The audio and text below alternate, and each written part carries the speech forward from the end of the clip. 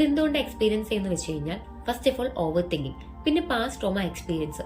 Past trauma എന്ന് വെച്ച് കഴിഞ്ഞാൽ നമുക്ക് കുട്ടിക്കാലത്ത് ഉണ്ടായ എന്തെങ്കിലും മോശം അനുഭവങ്ങളോ മറക്കാൻ പറ്റാത്ത സിറ്റുവേഷൻസോ അല്ലെങ്കിൽ ഇത്തിരി വലുതായിട്ടാണെങ്കിൽ പോലും നമ്മുടെ മൈൻഡിൽ സ്റ്റക്കായി നിൽക്കുന്ന എന്തെങ്കിലും മോശം കാര്യങ്ങളൊക്കെ ഉണ്ടെന്നുണ്ടെങ്കിൽ നമുക്ക് ആങ്സൈറ്റി ഡിസോർഡർ എക്സ്പീരിയൻസ് ചെയ്യാനുള്ള ചാൻസ് കൂടുതലാണ്. പിന്നെ സ്ട്രെസ്ഫുൾ ലൈഫ് എക്സ്പീരിയൻസും ബ്രെയിൻ കെമിസ്ട്രി ചേഞ്ചസും എല്ലാം ഇതിനെ എഫക്ട് ചെയ്യുന്നതാണ്. സംടൈംസ് വിത്തൗട്ട് എനി ക്ലിയർ റീസണിൽ പോലും ആങ്സൈറ്റി ഡിസോർഡർ വരാനുള്ള ചാൻസ് കൂടുതലാണ്. നമുക്ക് എങ്ങനെ ആങ്സൈറ്റി ഡിസോർഡർ നിന്ന് ഓവർകം ചെയ്യാൻ പറ്റും?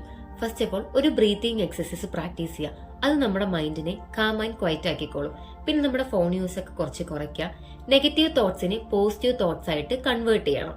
അത് മാത്രമല്ല, നമ്മുടെ സ്ലീപ്പിംഗ് സൈക്കിളും കറക്റ്റ് ആയിട്ട് ഫോളോ ചെയ്ത് കൊണ്ടുവരണം.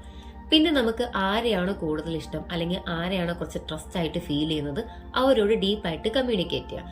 ഇൻ സിവിയർ കേസ് ആണ്, അതായത് ആങ്സൈറ്റി ഡിസോർഡറിൽ സിവിയർ കേസ് ആണെന്നുണ്ടെങ്കിൽ നമ്മളൊരു മെന്റൽ ഹെൽത്ത് പ്രൊഫഷണൽ കൺസൾട്ട് ചെയ്യുന്ന